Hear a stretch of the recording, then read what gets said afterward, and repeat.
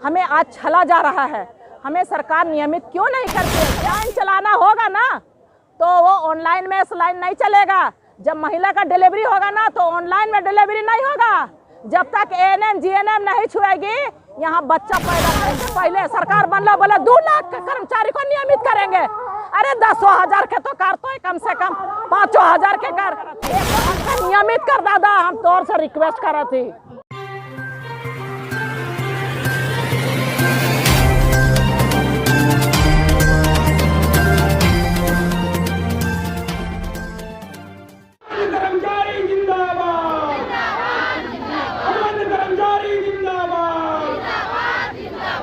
पूर्व निर्धारित तरीके से राज्य भर के अनुबंध पर नियुक्त हुए चिकित्सा कर्मी अनिश्चितकालीन हड़ताल पर चले गए। इन चिकित्सा कर्मियों का कहना है राज्य सरकार बीते 16 सालों से इनके साथ छलावा कर रही है। हर बार इन्हें नियमित करने का आश्वासन दिया जाता है, लेकिन इन्हें नियमित नहीं किया जा रहा है। एएनएम कर्मियों ने बताया कि कई सीएससी सेंटर ऐसे हैं जहां पूरी जिम्मेवारी इन पर ही है। वहां डॉक्टर भी नहीं आते हैं। मरीजों की पूरी देखभाल एएनएम के जिम्मे ही है। हड़ताल पर चले जाने से सामुदायिक केंद्रों की स्वास्थ्य व्यवस्था पूरी तरह से चरमरा गई है।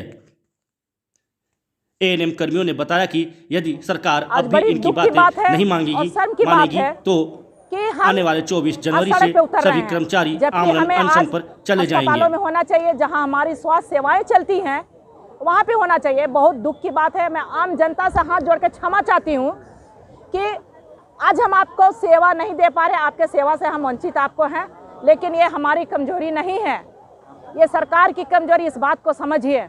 हम दिल से आपको सेवा देना चाहते हैं और किए भी हैं, लेकिन उसके बदले में हमें क्या मिला है? उसके बदले में हमें आज छला जा रहा है। हमें सरकार नियमित क्यों नहीं करती है? जबकि एक चीज देखिए, आप इस कोरोना काल में एहसास किए होंगे, महसूस किए होंगे, सारे स्कूल कॉलेज सरकारी संस्थान सारे बंद हो गए। शिक्षा विभाग में आपका ऑनलाइन क्लास चल रहा था। आप हमें बता दीजिए, ऑनलाइन में स्वास्थ्य सेवा संभव है? आप बताइए। तो क्या आप स्वास्थ्य सेवा को भी ऑनलाइन कराना चाहते हैं? ये पॉसिबल नहीं है। हम इसका उदाहरण आपको बता दे रहे हैं। स्वास्थ्य सेवाएं में आपका ऑनलाइन डॉक्टर जी बैठ के एडवाइस दे देंगे, लेकिन जब सलाइन चलाना होगा ना तो वो ऑनलाइन में सलाइन नहीं चलेगा। जब महिला का डिलीवरी होगा ना तो ऑनलाइन में डिलीवरी नहीं होगा।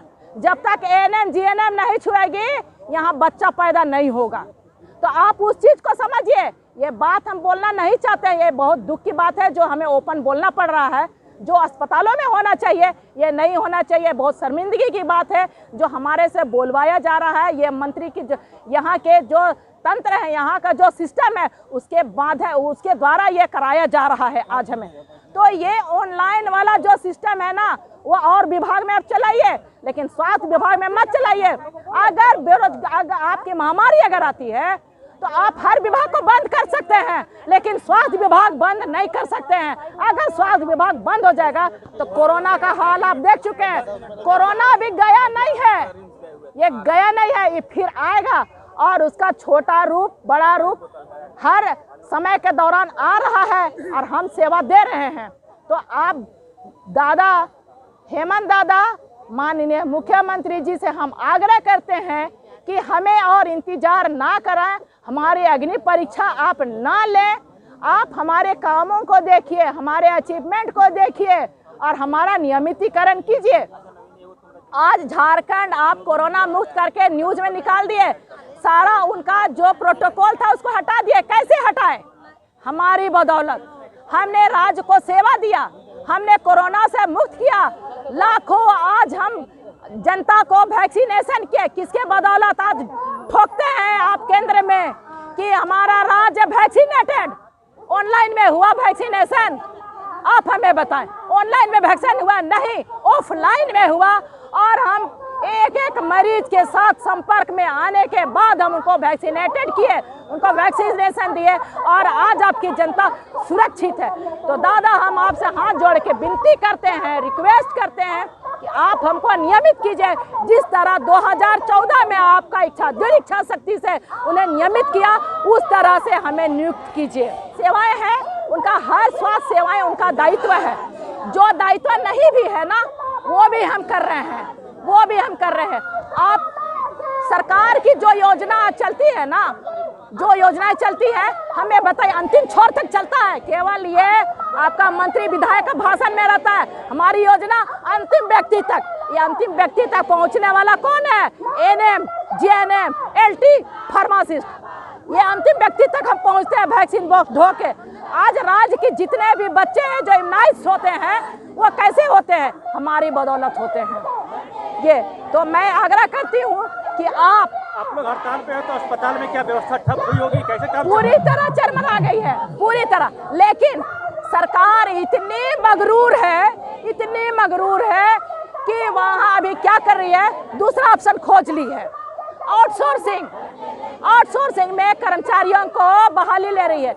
ए दादा, तोर एजेंडा रहो चुनाव में कि तो अनुबंध सबके हटाए देबे, तो आज आउटसोर्सिंग में बहाली का ले लेवा थी, उके भी परमानेंट में बहाली ले।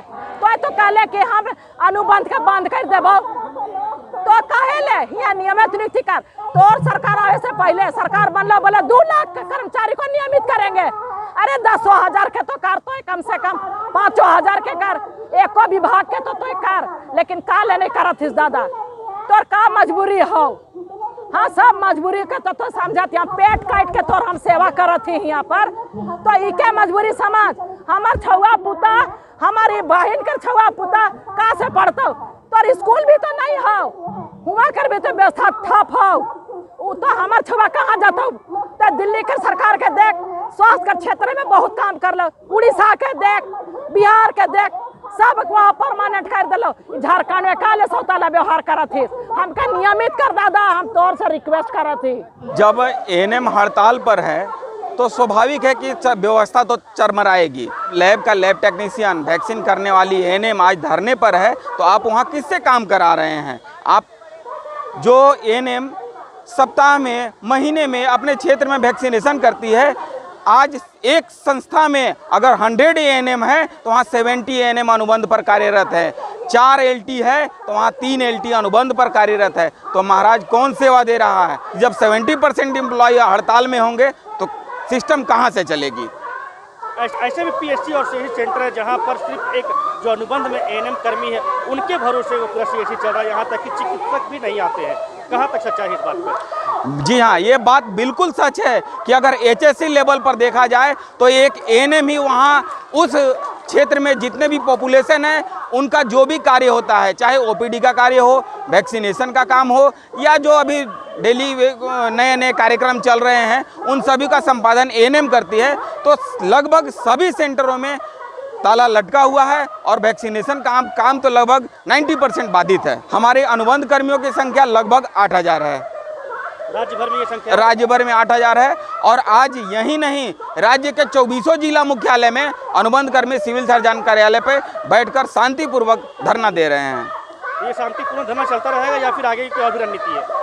रणनीति तो जिस प्रकार से सरकार तय कर रही है, हम भी अपनी रणनीति तय कर चुके हैं, क्योंकि इस बार नियमितीकरण से कुछ कम पर मंजूर नहीं है। हमारी नियमितीकरण होनी चाहिए। हमारा प्रयास है कि हम 24 तारीख से, जो कि पूर्व में भी सूचना दे चुके हैं, 24 तारीख से हम आमरण अनशन बन जाएंगे। मतलब इस बार आर या पार की लड़ाई के मूड में उतरे हैं? जी हाँ, अनुबंध कर्मी इस बार हेमंत सरकार को यह वादा जरूर याद दिलाएंगे कि आप जो चुनाव से पहले वादा किए थे ना कि सरकार बदलो और अधिकार पाओ, वही काम हम कर रहे हैं। हम अपना सरकार बदल दिए, आप हमारे अधिकार को दीजिए। हमारी मांग वही है जो आपने चुनाव के पूर्व किया था कि हम अनुबंध कर्मी को नियमित करेंगे, और आपका वादा ही हमारी मांग है। इसलिए आपसे अनुरोध है कि हमारी मांगों को जल्द पूरी करें। परिचय दीजिए। मेरा नाम संतोष कुमार, संयुक्त सचिव, झारखंड अनुबंधित पारा चिकित्सा कर्मी संघ।